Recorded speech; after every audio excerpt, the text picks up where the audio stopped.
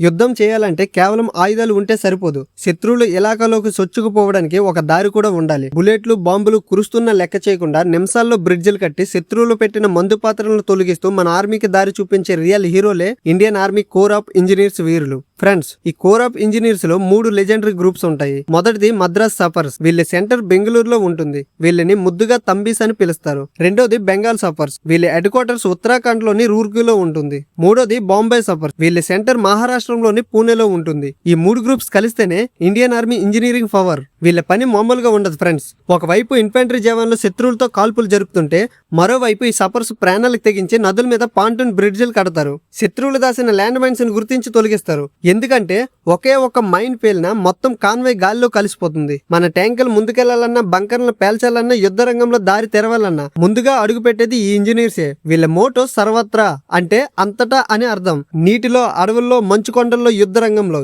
ఎక్కడ అవసరం వచ్చినా మన ఆర్మీకి దారి చూపించే వీరులే ఈ సఫర్స్. శత్రువుల బుల్లెట్ల మధ్య కూడా ముందు మా సైన్యం సేఫ్ గా వెళ్లాలని ఆలోచించే ఈ రియల్ హీరోలకి కామెంట్స్ లో గర్వంగా జై హింద్ అని టైప్ చేసి మీ సెల్యూట్ ని తెలియజేయండి. జై హింద్.